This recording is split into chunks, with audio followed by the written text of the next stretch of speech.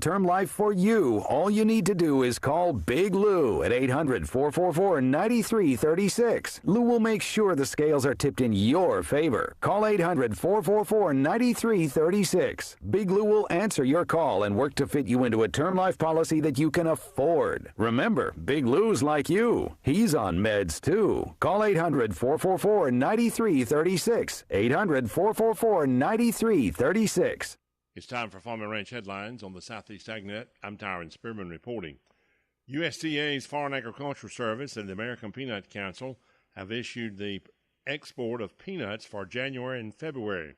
This includes all peanut kernels, raw and in-shell peanuts, peanut butter, and processed products in metric tons. Here are the top 7 for this past 2 months. In the world, they were down 18.25%. which is $115 million. The number 1 buyer this time, Mexico. And the number 2 buyer, Canada. Number 3 is China. China's back in the market somewhat, but not as big as last year. And the Netherlands is next, followed by Japan, the United Kingdom, and Germany. So it appears that the UK, along with the United Union there, is opening up for more peanut shipping. According to this release, they said the Mexico is up 25% over last year's 2 months. Canada is down 4%. China's down 70%. The Netherlands up 304% and looking good. In Japan, they're up 42% with big buys, and the United Kingdom up 22%. Germany made a big buy of in-shell peanuts, and they're up 159%. So the export market is doing better and doing well for the first 2 months of January and February for U.S. peanuts. I'm a botanist, I'm a scientist, and an activist. I'm a mechanic, I'm a caretaker, a hay raker, I'm a miller, a tiller, and a grain bin filler.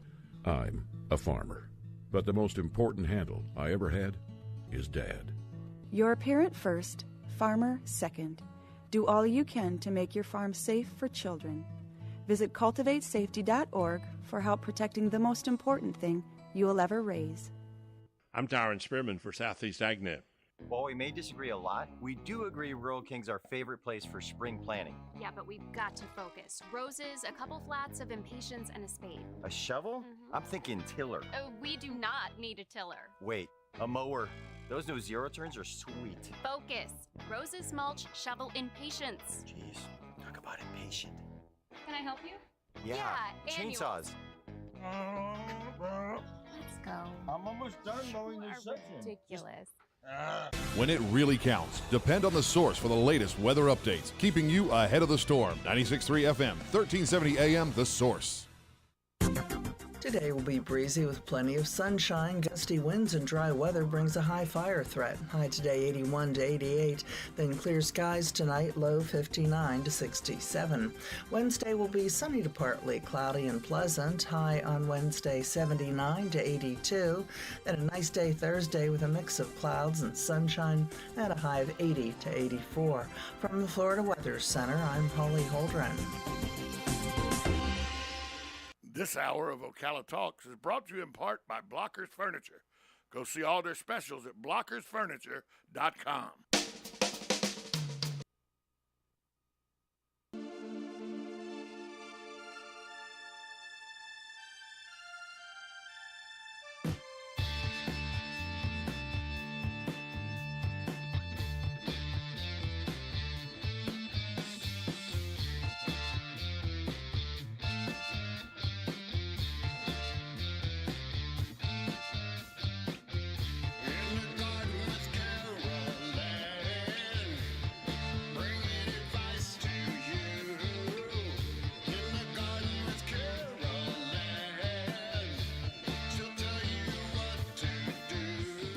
That's right. It's In the Garden with Master Gardener Carol Ann Baldwin. Every Tuesday, she joins us to take your calls to give you advice on how to deal with any kind of situation that deals with your grass, your plants, your bushes, your trees, anything along those lines.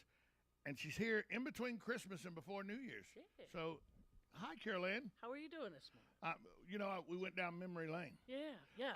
You know a bit about what we're talking about too, yeah, don't you? I fall in that same age range. When did the because it's something that's a lifelong thing for you. Right. When did the grow bug hit you? Hard to say. I mean, growing up, I grew up in Jersey. Right. Yeah, and the Garden State, by the way. The Garden State. Yeah, we didn't do much vegetable gardening, and it's funny because the subdivision I grew up in, or the township I grew up in, when they built it, they put a lot of fruit trees in each yard. It's like an apple tree and a pear tree. There was a cherry tree that was sort of on the corner of. Well, I mean, Cherry Hill was near you somewhere. Yes, we were near Cherry Hill. But it seemed like anytime my dad could get the chance, he would cut down one of those trees because we didn't use the fruits. They were more like fall on the ground. They'd fall on the ground, and then you had to pick them up for the lawnmower. So that so it was one of those things. But then there was I don't know, I was probably 8 when I started to get that little bug of playing in the dirt with purpose. Right. Instead of just playing with trucks, just to play in the dirt. There was a little mini rose bush on the side of our house. My dad would run it over with lawnmower every time because he could. But roses are very hardy, those bushes. Yeah, they're very hardy. And I asked my mom, what can I do to keep Daddy from running that over? She said, make sure he has no reason to get near it. And I said, what's that mean? She said, get rid of all the grass around it and do something to protect it. I said, okay. So I found back metal milk crates. Right. Yeah, before the plastic ones. Exactly. Metal milk crates. Actually, light gets through those. And I put the metal milk crate and I marked it out and I took out everything. Just squared it out. I just squared it out and put the milk crate over top of it. There was no reason for him to mow the grass there was no reason for him to mow in that area. And it bloomed that year. And I was proud of myself. My dad was a little frustrated because he kind of, I think, had enjoyed mowing it over just because he could. Right. But it's like, no. And then there was some lily of the valley, which doesn't grow down here, and something else, the daffodils, the French telephones. Right. Those on the side of the house. And it's like, well, Daddy keeps mowing those over too. She said, same thing. This time we put a pipe and a board in front of it and cleared out all the grass on the way. It's like, there's no reason for him to get over there with the lawnmower. And this was pre-Weed Eater days. This was pre-Weed Eater. It was pre-Roundup. It was pre-mulch. It was, you. Back in the day, you hand-picked the Japanese beetles off of whatever that sticker bush was that was on the side of the house. Weed eating back in the day was you had this long handle that had like a little half moon on it that you would cut or you got down on the ground and you had the little one that had the little V in it and you would dig them out. Right. Dug them out like that. We would spend. My mom would say, you spring clean the house one weekend. And then next week it's time to spring clean the yard. And get out in the yard. And you would go pull weeds out of the flower beds and everything. But, and of course, well, up north, usually you didn't have to do it near as often as we did here. Down here. But then in high school, I went to a vocational high school, and I wanted to, in order to get in at that time, you actually took an aptitude test. Right. And you selected 3 areas of interest that you were interested in, and they selected the other 3 for your freshman year. And one of mine was horticulture. Unfortunately, I couldn't get into it in my school. They only offered it for special ed students there. My sister's school did, and my parents are like, yeah, we're not driving you. Right. No, you go to your school right. that the county will bus you to. Right. And so it's like, okay. But no, I got into it once got back into it when I moved here to Florida. And after I'd gotten married, my mother-in-law was a avid vegetable gardener and did some flowers and stuff, kept the landscape and that. So that's when I got back into it. When you talk about vocational schools. Yeah. When I was growing up here in Florida, they weren't called vocational schools; they were called skills centers. And in Jacksonville, you had the West Side Skills Center and the South Side Skills Center. And the South Side Skills Center taught horticulture, farming. It was like the ag, because South Jacksonville wasn't developed then. Right. It was more of your it was your ag school. The West Side Skills Center taught welding. Okay, more of your industrial carpet laying, stuff like carpentry skills and stuff. Yeah. Automotive classes and everything. I went to none of them. I went to my high school. I was one of the first people that went to high school where they had advanced placement classes. Oh. Yeah, I was one of those nerds. Yeah, one of those kids. I Yeah. was. Oh well, I went through the vocational high school getting A's. No, Sleepwalking probably. Yeah. We knew that. Yeah, we knew that was but that was part of it. I wish I would have been able to take that opportunity, but once I learned about the Master Gardener program, and I got into that, and that actually helped me into where I'm at in my employment status and my as well. That's funny because everybody says when I say I was in advanced placement, people go, "Oh, he's touting his own thing." No, I'm a mechanical idiot. Okay, but ask him a history question. Ask me book smarts. I got and street smarts because I've made so many mistakes over my life. Yeah. I've gotten street smarts, but common sense with tools and stuff like that. I'm still as bad now as I was when I was 8 years old. See, and I was more mechanically inclined. Yeah. I was not. I don't have a mechanic. Literally, I was sweating bullets this weekend, helping, and I was helping. Susan and I did it together. First off, we had a stud finder. Okay. We couldn't even agree if the stud finder was working right. Susan said it was. I go, I don't think so. She goes, who's the one with no mechanical inclination? I go, the one disagreeing. She goes, so we'll go with what I want to do. Yeah. She was right. She had found the stud. Yeah. I had no idea. None. Yeah. And some of it's measure from the walls. And, None. Zero. I go, where's the tape measure? She said, for what? I go, it looks like a project we need a tape measure for. We didn't. It come with its own little. Oh, with its own little template. Template and everything. That you tape that onto the wall and exactly. Draw your screws on exactly. it. And if you don't have a template, you use the blue masking tape. And by the way, she gave me the drill for some reason. The first thing I did is I'm drilling into the wall, snapped the drill bit right in half. She took the drill from. She goes, okay, never mind. Never mind. She thought she was letting you. She was letting you be a big boy and do right. And work and with so the I power just stood tools, there and held stuff in place. Yeah, that was she heavy. got it down, and then yeah. she was like, okay, you tighten it up. I've gotten it as far as I could get it. With your strength, you tighten it up. Yep, you can get the extra turn on right. it to make sure it's that was my contribution, holding things in place, and then once she had reached the maximum strength she had, she gave me the, now you finish it up. Yeah. then get out of the way. I'm running a bath. I almost failed miserably at that, by the way. Yeah. I'm trying to tighten it up. I'm loosening it because I got the ratchet going the wrong way. Righty-tighty, lefty-loosey thing. Well, I got the ratchet turned the wrong way. Yeah. So instead of it tightening, it's loosening. Yeah. She goes, that's not the right way. Yeah, you weren't supposed to turn it. I already had it set the right way. She did. She had it set the right way. She did. You went and flipped it. Yeah.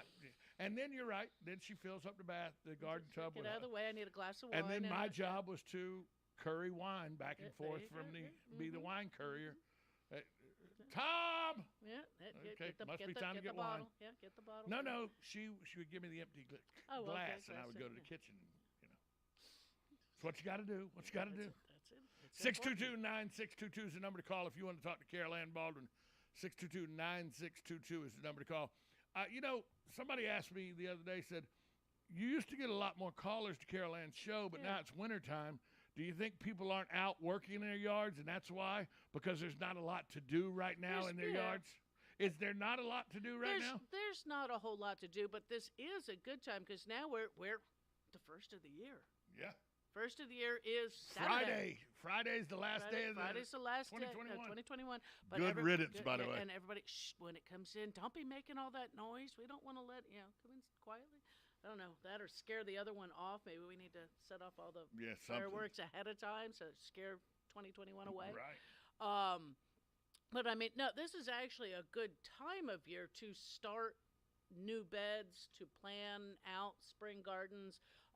Anybody on any of the gardening pages, Facebook pages, and that see all the memes of all the garden catalogs coming in and plans on things like that. That this is the time, while it's still pleasant out. It's not hot. I'm sorry, 80 degrees is not hot. It's not hot. You can get out there. You can dig in the yards. You can, you don't have it's not. You're not going to die a heat stroke because you got out in the lawn a little bit. But no, good time to plan for next year. Plan for new beds for flowers and landscape. Changing over things in the garden. I think we've got some cooler weather. Of course, January and February are coming. That's when usually our worst of the weather is for colder temperatures and rainy, nasty winter weather happens at that time, during that time of the year.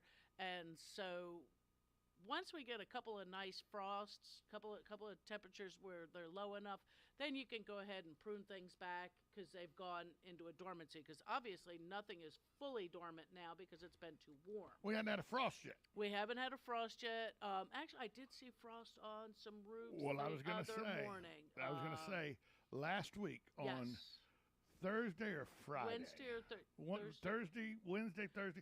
One of those days last week. Yes. I came out to the car, and the car was fogged over because it was foggy out and everything. Right. So I hit the windshield wipers, and it went shh, shh, shh, shh. Yeah. I was like, uh-oh. That's frost. So I hit it with the washer stuff. window washer, and it created slush, and I was like, ooh. Yeah. So I said, what's the temperature? I looked at the gauge. The temperature in the car said it was 40 degrees. Yeah. I looked at my phone. The phone said it's 37 degrees. So frost is somewhere around 37, 36. And that's part of that's the moisture, the humidity in the air, and that. But yeah, that morning, it's probably same morning. I get out to head to work, and there's frost on the roofs in the neighborhood. Right. And I'm going, we had some frost. We had a little bit. I mean, it was hit and miss, but had a little bit. Had a little bit. Good morning. You're on In the Garden with Master Gardener Carol Ann Baldwin. Good morning, guys. Hey, Hugh. How are you?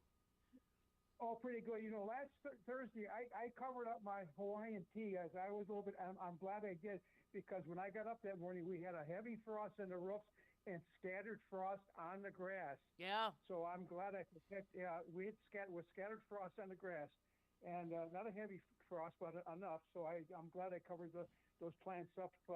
Otherwise, I might have had a problem with them, and I don't want to lose them again. So right. So we did have official first frost in my neighborhood. Yeah, and like I said, it was hit and miss, cold pockets, exposed areas. If you had a lot of tree cover, obviously it wasn't getting all the way to the ground. But yeah, that probably was a good thing to go ahead and cover those and just realize that in probably the next few weeks we're apt to have some worse cold, and the Hawaiian Tues, they come back.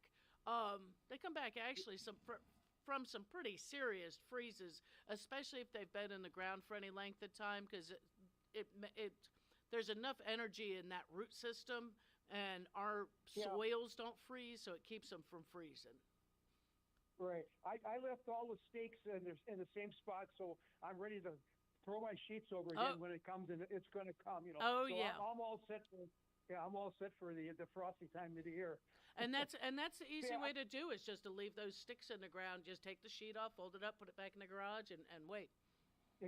Exactly. I'm going to say real quick here on my. I walk the dog every day, and I noticed I believe it's a maple tree, and the leaves are off the tree, so it's exposed, and it's just loaded up with mistletoe. And I mean, it's really the size of the mistletoe on each branch is like a large balloon, Yeah. And I know when I lived back in Silver Springs, I had a nice tree in my backyard that had the mistletoe on it. And I know in conversation with you, and this is going back about maybe 2 years, you suggested maybe having somebody or myself go up to the tree and actually cut it out of there because that's about the only way you can get rid of it. So I hired a guy, and he come over. He spent a good hour and a half, and trimmed all that out of there, and I was very happy that I saved the tree. But unfortunately, the next year lightning hit the tree and killed it. Oh, no. Mistletoe wasn't there to protect it. Right. Yeah, right. Maybe the mistletoe would have protected it. I don't know. But that'll eventually will kill a tree, though, when it gets to that point where there's so many of them, right? It can. Yes, it can, because mistletoe is a true parasite. It actually does have roots into the tree, and you will see it. You'll see it on some of the oaks and stuff that have lose their leaves in the wintertime and you'll look up and you'll see these balls of a bright green foliage, and it's like, that's mistletoe. And it can, if you have somebody come out to remove it out of a tree, they've got to come like at minimum, I think it's 18 inches below that ball in order to get those roots. In order to cut out all that root system. Yeah, that's quite a bit of pruning out. Yeah, I remember watching him when he had like a sharp knife and he was cutting into the bark a little bit and pulling them out, and so he was getting all that root stuff. Yeah. Yeah, he's looking to make sure that he got far enough Well, down there, or those little So ants. you and Hugh, between you and Hugh, Caroline, yeah, y'all are killing Mama kissing Santa Claus. it's a tough one, and it's funny, and I always wonder if that's why we don't see mistletoe in stores anymore. Because it's such a not an invasive, but it's a parasite. Yeah, you know, it grows off of other people's growth. Right. It lives in their body. Yeah, exactly. And there's several different kinds of mistletoe, and certain birds eat the berries and this and that, and that's. But yeah, it's a tough one. Thanks for the call, Hugh. How does that mistletoe get up in a tree like that? Birds. Excrement. By the birds. By the bird. Bird eats the berry. Berry passes through digestive system. Lands on tree bark. Grows. Grows. Yep. Starts like a chia pet, Hugh. Like a chia pet. Okay. Well, you have a good, a happy New Year, and I'm looking forward to another good year of gardening show. All righty. Thank you, Hugh. You know, somebody asked me last week to ask you about what I just said, chia pet. Okay, chia pet. Yeah. Why is a chia pet so effective? Because it's a clay pot. It's a clay thing that you're just putting mash on. You know. You're putting. So there's no dirt or soil there. But you how's it growing? It is growing. When you're putting that on there, it's growing with the moisture. You just have to keep that. And that paste forms the root system. Forms the root system. It is, I get probably a little bit of a soilless medium that when you add that and you smush it all over. But part of the trick of getting those to do well is soaking that pot and getting overnight, getting that to where that clay is wet all the way to the inside of it, and then keeping it moist. You ever done one of those? I haven't, and I wish my daughter would do hers, because I gave her the baby Mandalorian. Oh yeah. The last year, and it's like, why didn't you do yours? I've only done one chia pet. Okay. But it is the perfect chia pet. Bob Ross? Yeah, exactly. Exactly. Everybody's got, the animal chia pet. The only chia pet that makes sense to me is Bob Ross. Is Bob Ross, yeah. Because the chia pet grows Bob Ross's hair. That's it. Shape them up. The two dumbest gifts ever, the clapper and the chia pet. But we remember. What was it? The Buddy Bass or whatever. Oh yeah, Buddy Bass. Oh yeah. Yeah, whatever his name that was. Sang. Yeah. But you always remember when we were kids, chia. Oh yeah. And clap off the clapper. Yeah. Which is useless now because we have smart homes. Right, and you can buy the light bulb and just screw it in there and go, oh shoot, I forgot to, and turn off the lights, and oh shoot, I'm at work. Turn off my lights. Turn off the light. Yeah, you don't have to. You don't have to clap. You don't have to have somebody. Yeah, and then you kept freaking somebody out by But a chia pet is, it was the way that my sister bridged the gap and taught my niece the love of gardening and the love of growing flowers and everything was through chia pets. Yeah, and there's all kinds of, actually, not just the chia pet, but there's other small. That's the name brand, right? But I'm just saying. But there's other small gardening kits that are great for young people to start something new with. It's always, with little ones, something like green bean seeds are fun, and you can do them in a cup, in the plastic cup, and do the starter medium, and if you put them near the edge of the clear cup, and then set that clear cup into a dark cup to get them started, you can see the root system and how they grow and things like that. But there's other little ones, I think it's called Back to the Roots is one of them, that does a lot of horticultural science kind of things, where they do little herb gardens. They're all water-based. Right. Yeah, they all are almost like a hydroponics or small soilless mediums. I wish I'd have had a better understanding of hydroponics as a kid. Yeah. It would have made my college years a whole lot better. It would have made my college years a whole lot better. Yeah. But it's still, on that note, you're still going online to make your generally your fertilization selections. Right. Only because in big box stores and places like that with home garden centers and that, there's just too many different things to do anything hydroponically, whether or not it's something medicinal or whether or not you're growing cucumbers. I didn't realize the first, and I'm not agreeing, I hated going because my mom with her rose bushes forcing me to go out there. So you just didn't I didn't have want to do that, it. Yeah. And then somebody told me the way to make your own when we were in college, because you want to, your medicinal products you didn't want to buy. Right. And he goes, those seeds, you just take and put them in a moist paper towel, and put 2 or 3, 4 of them, put them under the sink in a dark, dry area. 2 weeks, you look at them, they'll you've got sprouts. Sprouts will come out, and then you put those in the pots. That way and you know which shape. ones are. That's when you know which ones are growing. Yeah. I had no idea that a wet paper towel could do that, and that's the basics for hydroponics. Just a moist environment. It's a moist environment. Hydroponics does grow in soilless medium with water being the carrying agent for nutrient solution.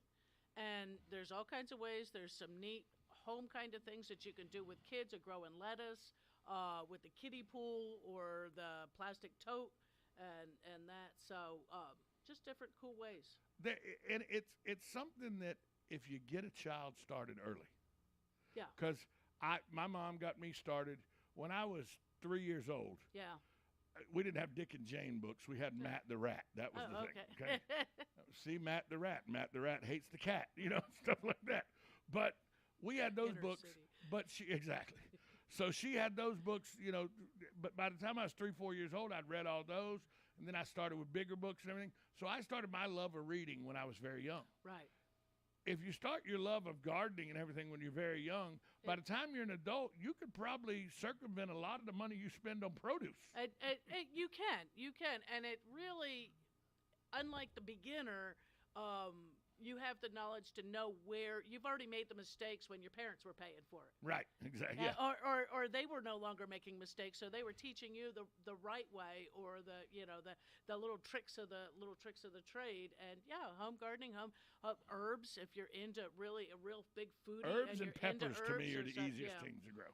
And see, now, because of my lack of sunshine, herbs don't do real well. Oh, they don't. Where you're at. Yeah. Hey, when we come back, I want to ask you, along the guidelines we talked about children, I want to ask you a couple questions about children and gardening. We'll do that after the timeout. All right. You're listening to In the Garden with me. This is the best of In the Garden with Carol Ann Baldwin. Carol Ann was unable to join us today, so we're doing a best of back from 12/28 of last year. December 28th of last year was when this In the Garden took place. That's why we're not taking phone calls. But we'll be right back with more from the best of Carol Ann Baldwin's In the Garden after this time out on 1370 AM, 96.3 FM. This is WOCA, The Source.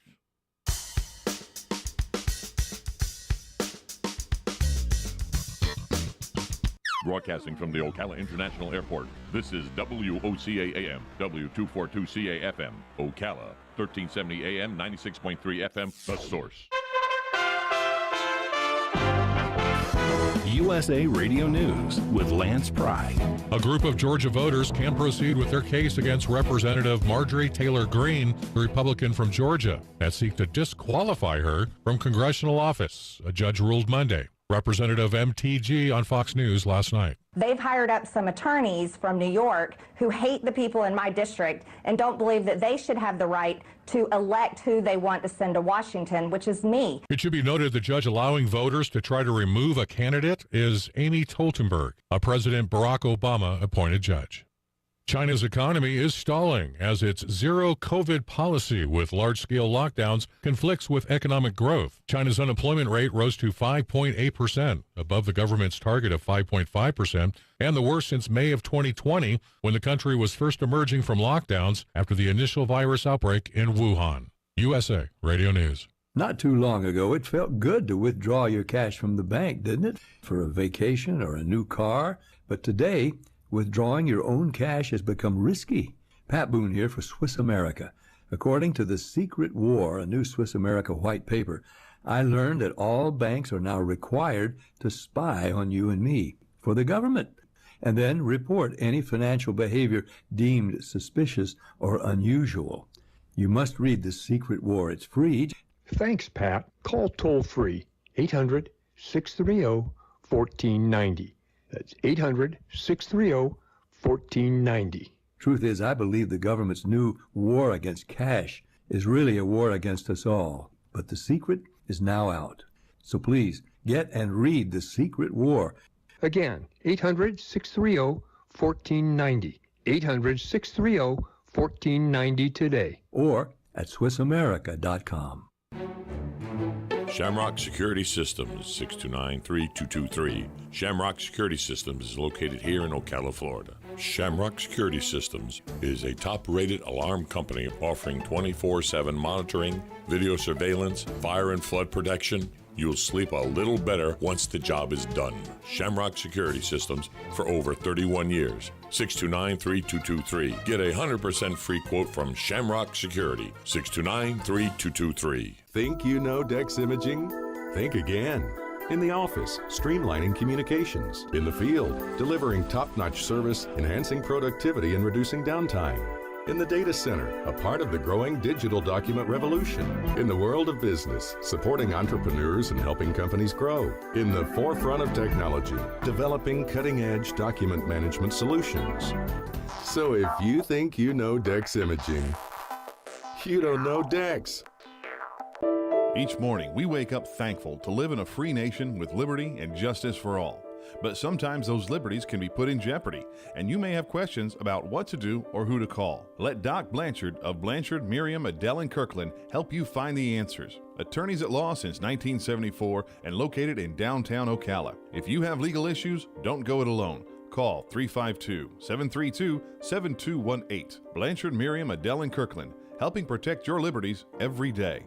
Don't go through another year with that awful joint pain. Now there's an exciting new treatment using natural biologics, regenerative solutions that can restore and repair damaged tissue in your joints. Hey folks, it's Tom Schmitz, and I'm talking about QC Kinetics, now open here. QC Kinetics is the nation's leader in non-surgical regeneration, highly concentrated natural biologics that can give you lasting relief. If you have pain in your knees, back, shoulder, hips, and you're tired of steroids, tired of pain meds, and talk of major surgery, this is the treatment you've been hoping for. Call the medical professionals at QC Kinetics today for a free consultation.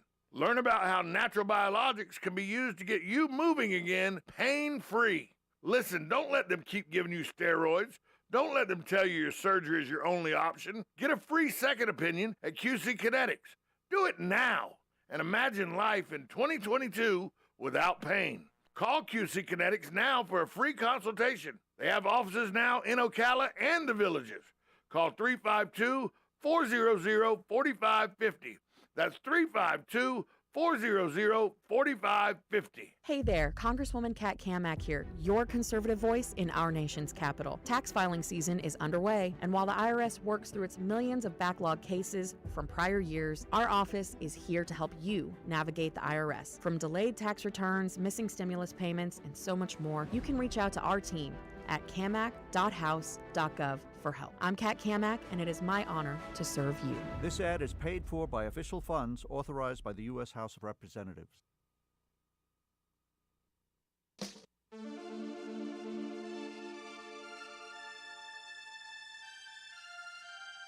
This is a best of In the Garden with Carol Ann Baldwin. We will not be taking calls, as this is a best of In the Garden with Carol Ann Baldwin.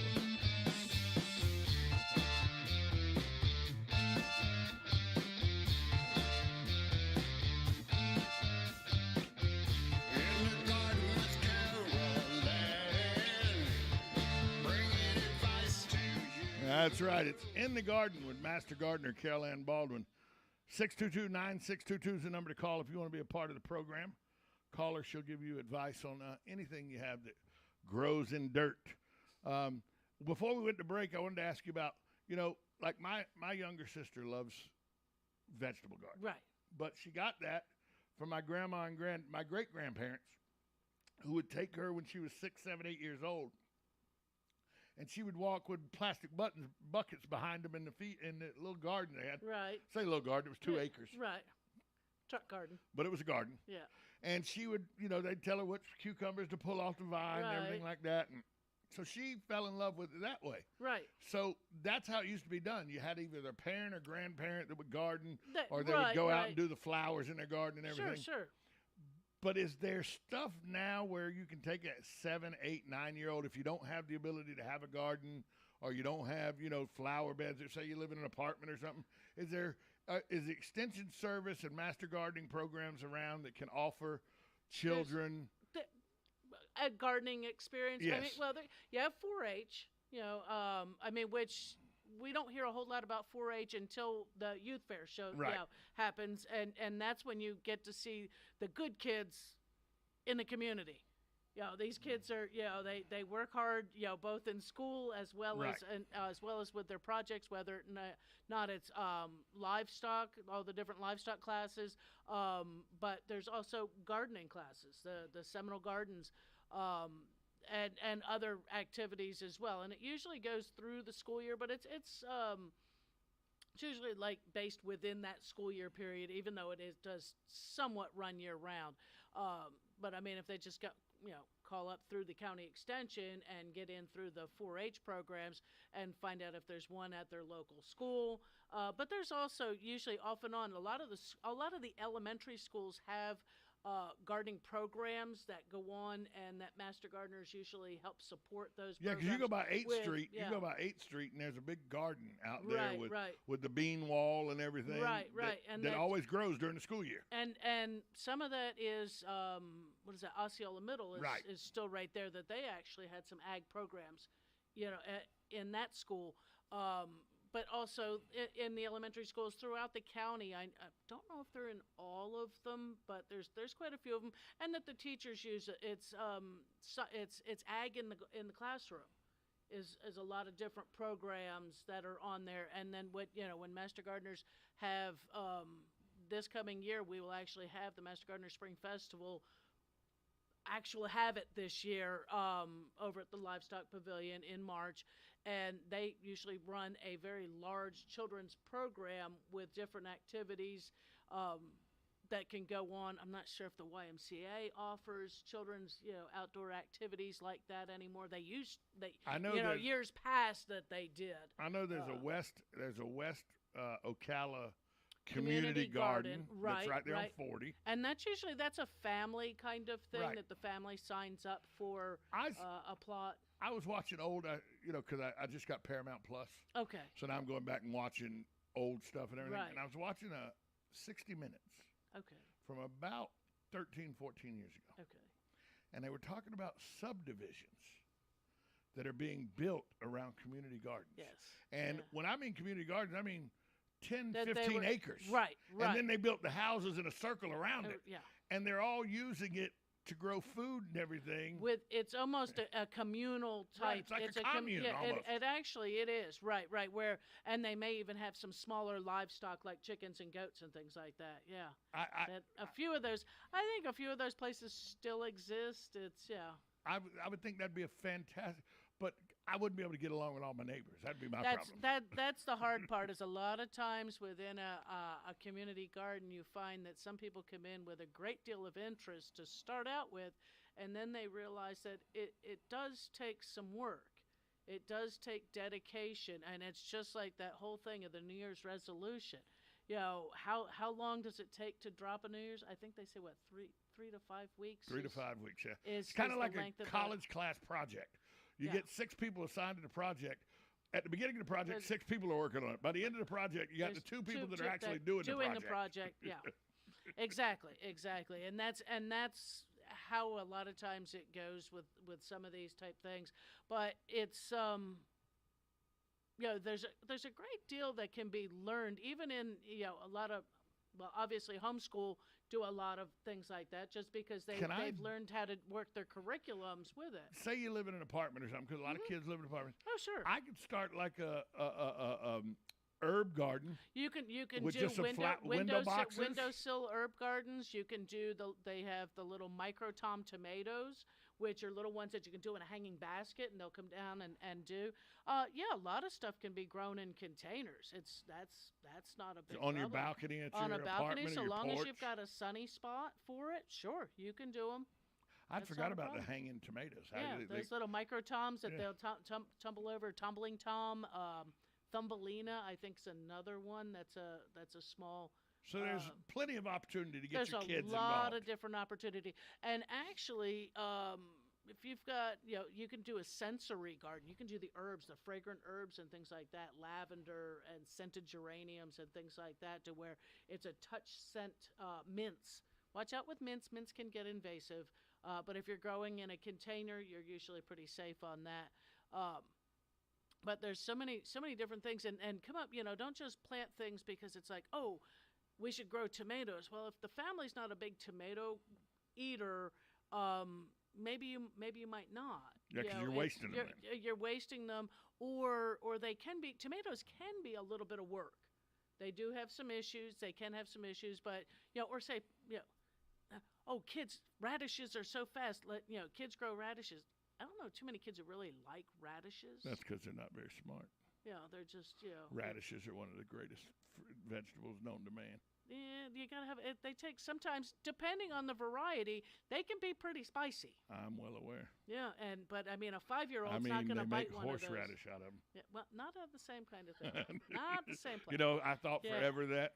Yeah. And then somebody goes, "You're an idiot. That's not where they make horseradish from." But yeah, a lot of kids love carrots. Carrots take a long time to grow. Yes. So they can get bored with it. But green beans are fast. Lettuce is fast. If cucumbers are fast. Cucumbers are, they're right around there with the beans. Yeah, and they're viney. But a lot of times kids don't like cucumbers, but they like pickles. So you have to figure out how to do. Well, there's pickles. 2 projects. So, Teach them to grow the cucumbers and how to pickle them. Yep. Just don't do it the way Aunt B did them. They weren't good. They weren't good. No. Barney and Andy had to eat bad pickles. It wasn't good. No, don't do that. But actually, if you've got a jar of pickles that are almost empty and you slice up a cucumber and throw it in there, it'll pickle. Yeah, it will pickle. It has to sit there for a little bit, but it will become a pickle. One of my favorite things as a kid growing up was we would take fresh cucumber slices and just put them in a bowl of vinegar and let them sit in the refrigerator overnight. Yeah. And then eat those cucumbers. See, I like to do mine with just Italian dressing. Yeah, same deal. Slice a cucumber, a little slice of onion, actually chop tomato in there. And let it sit overnight. Actually, I throw it and take it for lunch. Put a little container, just take it for lunch.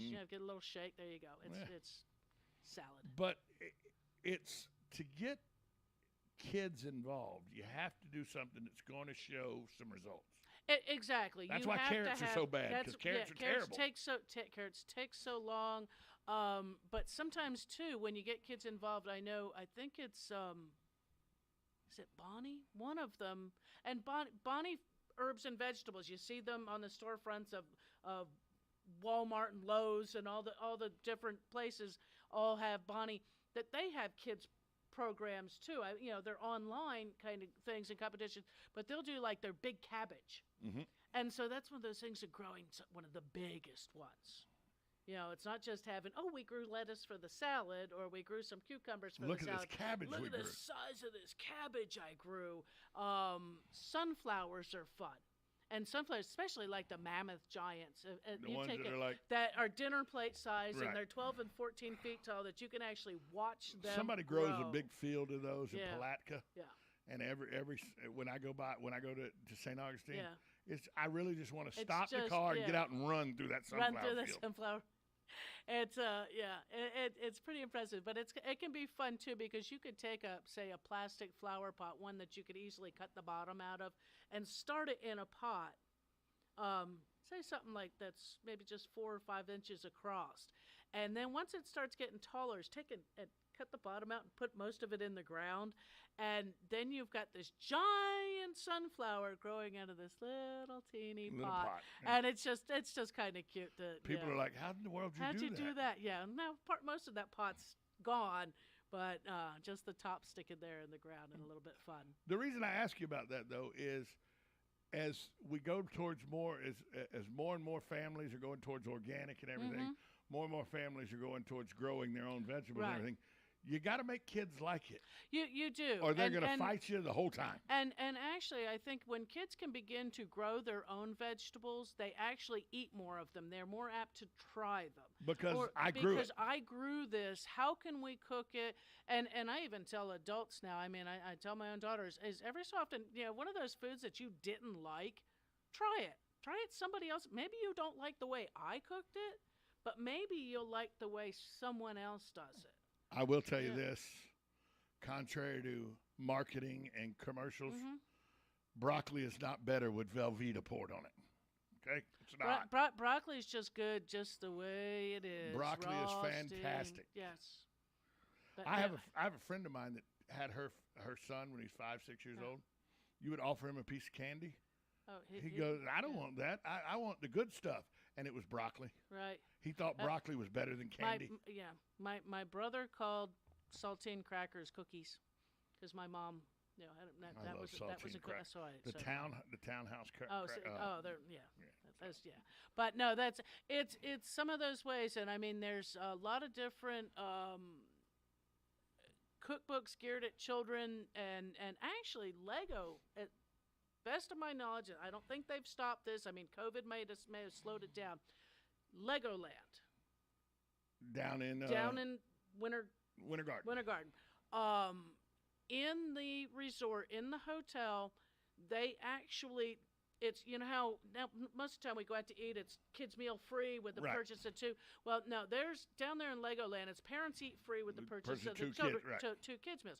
And you're paying a fortune for the kids meals, but that's, but it's all fresh, locally sourced produce, meat, eggs, all of that stuff is all, if not Florida grown, it's pretty darn close. Right.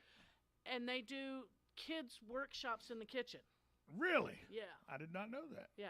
And that was one of those probably things with COVID it went away, but it'll probably bring it back. Work its way back into, or they had to make it much smaller. But it was like learning different things where they would make your cocktails are actually kid cocktails, but the adults can get it with an adult beverage mixed to it. Well, that's like people don't realize that 40% of all the vegetables cooked and prepared at all restaurants on Disney property are grown at Disney World, or they are locally sourced from it's not all of it, right?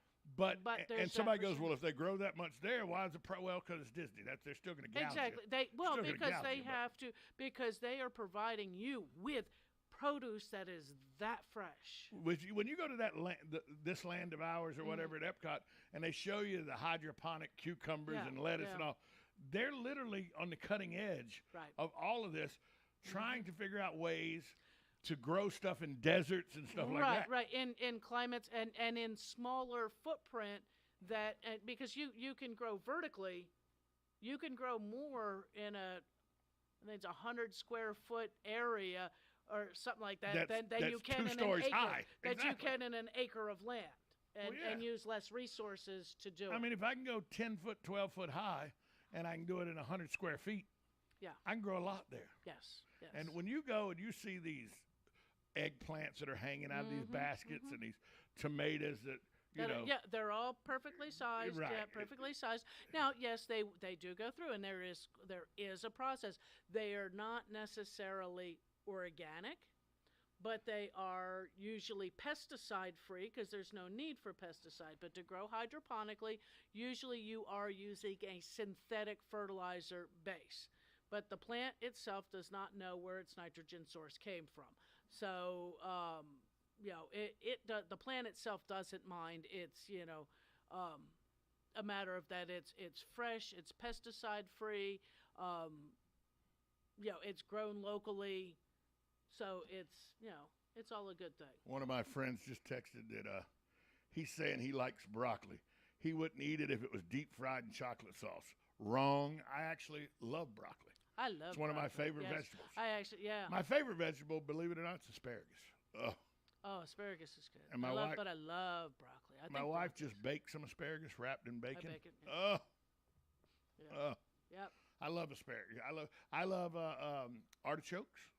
Artichokes are good, yeah. I like vegetables in general. Yeah.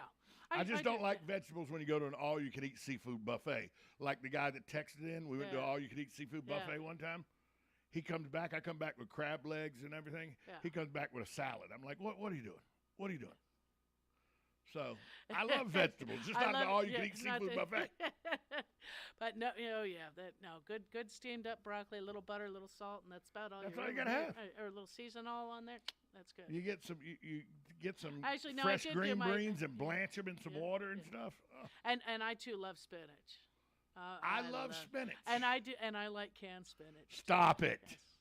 You just drain that stuff real You good. probably, lots you of butter probably and eat salt. greens out of cans too. I don't can you? do that too. I can do Oh. that too.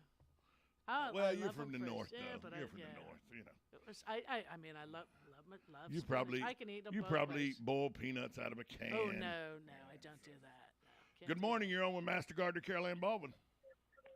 It's got to be Silver Good Queen morning, corn. Tom and Carol Ann. Good morning. What a beautiful day. It is. Joe, how are you, brother? Hey, not bad for an old guy. For those that don't know, this is Joe, a avid listener to the phone, and a guy who helped us out with Toys for Tots by lending a hand. His good friend Santa Claus lent him a suit, and he was able to help us out. And it was a privilege to be invited to do that. We had a good time. We did have a good time despite the cold and rain. You got a question for Carol Ann, Joe? Yeah, I do. Carol Ann, I know this is a little early. Yeah. But I don't like weed and feed, but I do like some form of weed herbicide that's safe to use, that's somewhat friendly. When can we start applying something like that? Are you talking about for like the flower beds or the lawns? The lawn. The lawn? I would, if you can find one that is, I think there are some coming out on the market. I just haven't done much reading up on them that are safe and effective for use on lawns. Usually we begin in February, whether or not it's the synthetic kind of things that we're spraying on the lawn for the weeds, or not the weed and feed, but just the actual weed control, or some of the ones that are a little more earth friendly. I've seen them in the store. I just haven't had opportunity to really read up on them or study up on them, so I'm not sure that how they're applied. But I'd say February. Well, no doubt, as we get closer, you will reveal all that information. I will. I will, because I just started, because a lot of this stuff's just now starting to come into the stores because the holidays are over, and so springtime is next on the agenda. Well, yeah, and I'm looking for something that's pet friendly and children friendly. Okay. And so, but something that you can do as a turf, like an all-over turf weed killer, or one that you're going to go through and spot? All over. Okay, I'll take a look and see what's in there, because I know I saw something the other day. If we're not too slamming busy, I'll get working on it possibly today when I get to work.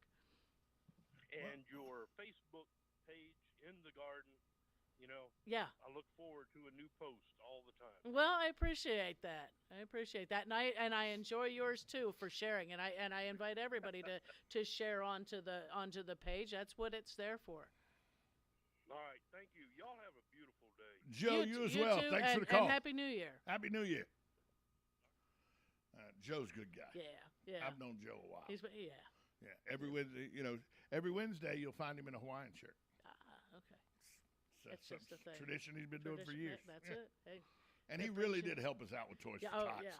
But he had on shorts and everything. Mm-hmm. And I go, what shorts? He goes, we live in Florida. Now, it was cold and rainy that night. Right. I go, yeah, but it's cold. He goes, look, I got it from Australia. I was like, makes sense. It's summertime in Australia during Christmas, true. so Santa would be in shorts. That's Makes perfect sense. Right.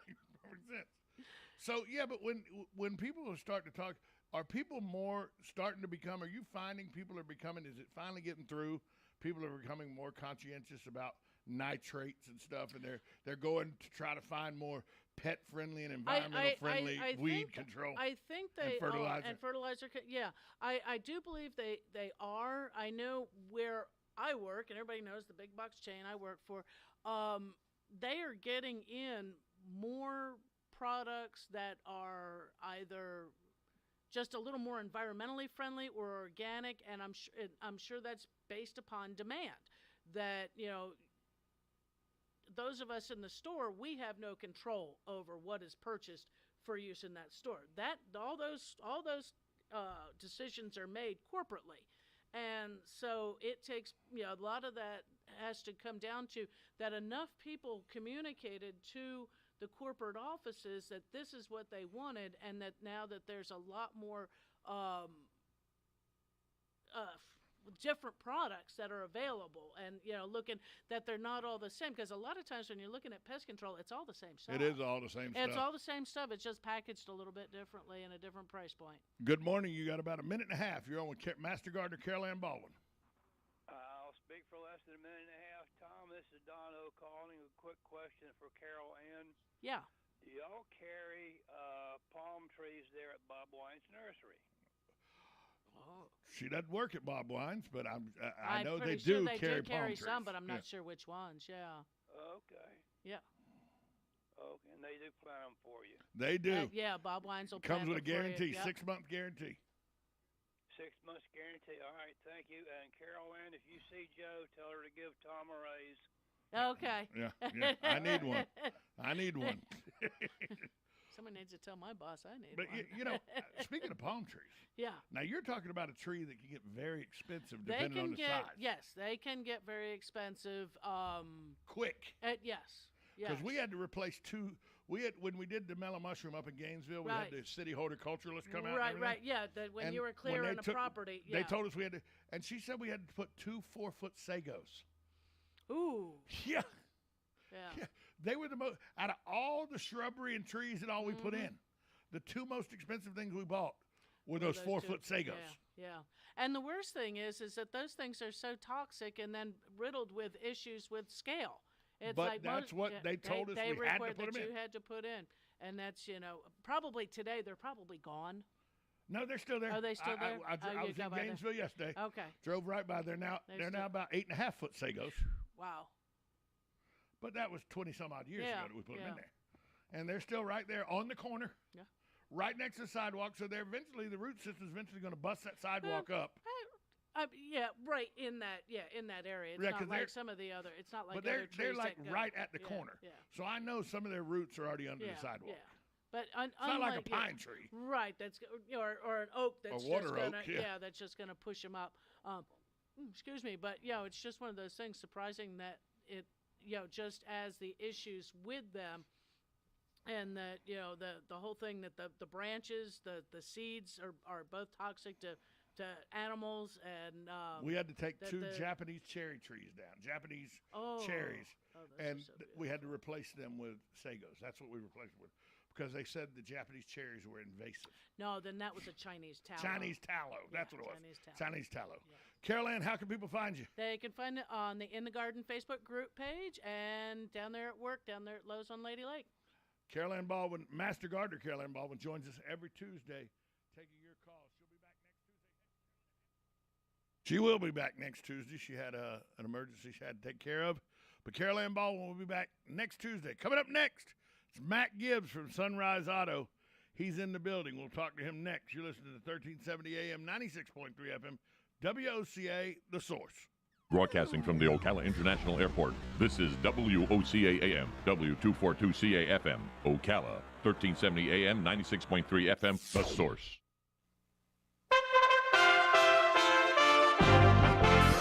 USA Radio News with Lance Pry. Ukrainian President Zelensky announced Monday that Russia's offensive in the Donbass region had begun, starting a second phase of the war in eastern Ukraine. As Zelensky warned the world Russia may use low-yielding nuclear weapons, President Putin Monday said the sanctions against his country have failed, and countries that support them have high inflation and high unemployment.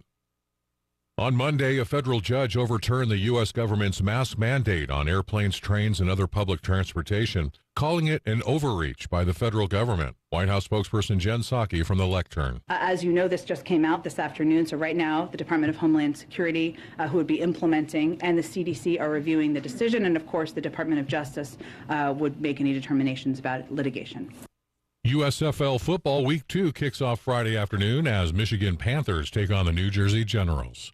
USA Radio News.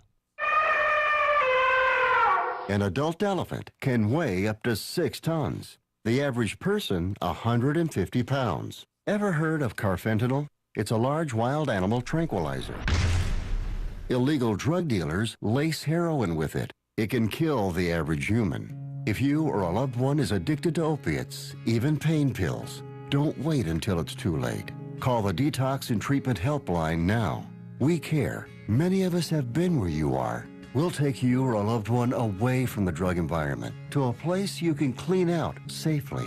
Plus, we'll work with your insurance company to make sure you get the treatment you need. And with a Family Medical Leave Act, you're allowed by law to get away for help without telling your employer why.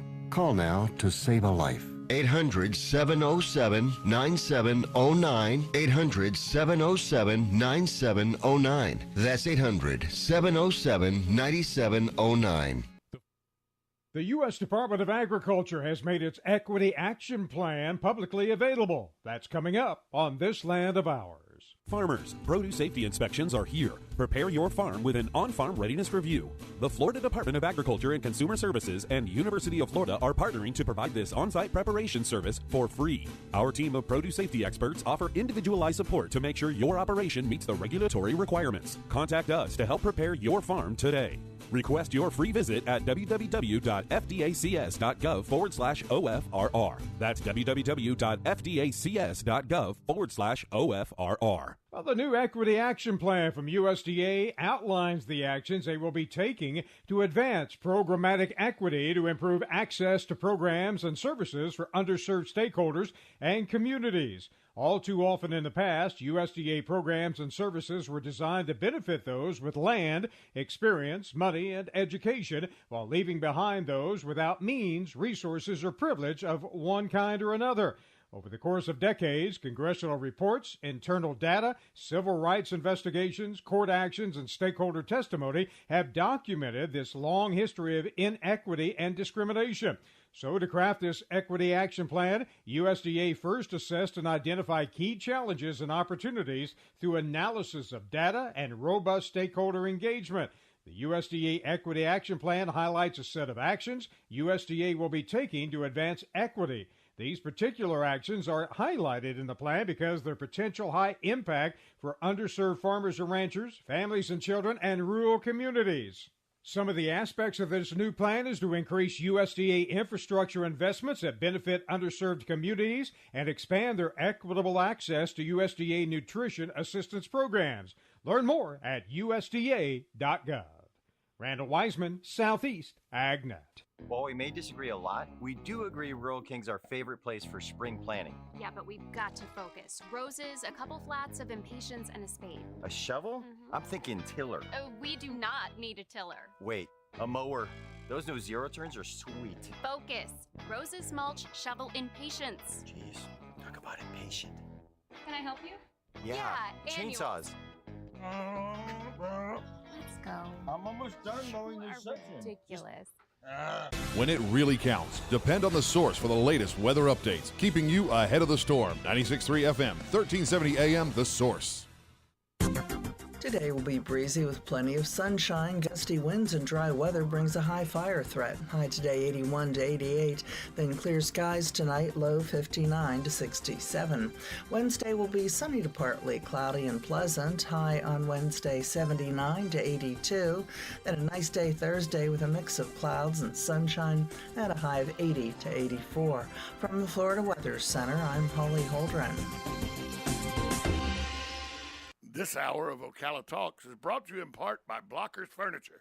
Go see all their specials at blockersfurniture.com.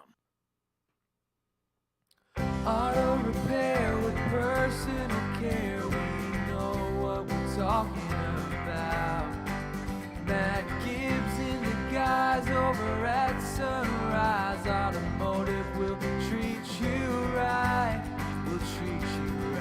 That's right. It's Auto Repair with Personal Care with Matt Gibbs from Sunrise Auto. He is in the building. Matt, good morning to you. Good morning, Tom. Good morning, Tom. You kind of didn't do me any favors, though, when I introduced you to my new intern. You were like, it's nothing to it, just push buttons up and down. Trying to make it look like that I actually, ain't nothing to it. You just take some lug nuts off, put the wheel back on. That's it. That's it. I can put I watched a video where we changed the engine in a car in 10 minutes. It was a 10-minute video. Yeah. Don't you love those videos? Yeah. I had a guy, we were doing I told you we were looking to replace the clutch in the wash machine. Guy said, you can do it at home yourself in 10 minutes. His video, first off, was 37 minutes. But he showed you how to do it in 10 minutes. But as I'm watching the video, because I own a video production company and everything, as you know, I know a few things about that I catch that most people don't see. And I watched the broom move from the back wall to the sidewall. And it just was one frame it was here, the next frame it was over here. And if you hadn't keyed in on the broom, you would have never saw that it had moved from one wall to the other. I go, but he made it look like he was talking like it was seamless, like he was still talking like it. And I go, well, that broom just moved, so that means he spliced this together. It took a little longer than 10 minutes. He just spliced it. 4 weeks. And so then I convinced my wife to call the appliance people. And I told the appliance guy about it. He goes, I've been doing this for 20 years, and I can't replace a clutch in 10 minutes.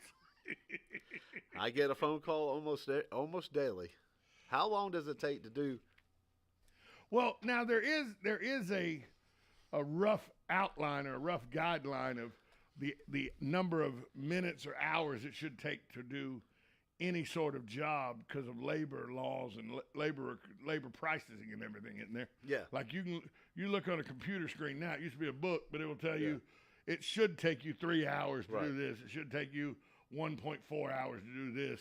Right. And that's how you set your. That's how we charge. Right. That's how you set your labor cost. Right. Now, even so if it's a water pump on your Cadillac, right, and we look it up and it shows that it takes 3.5 hours of labor to do it, and it takes my guy 25 minutes to do it, he gets paid 3.5 hours of labor. What happens if it takes 4.5 hours? He gets paid 3.5 hours of labor. Or it takes 6 hours. It gets paid 3.5 hours of labor. That's what I thought. So a lot of times, and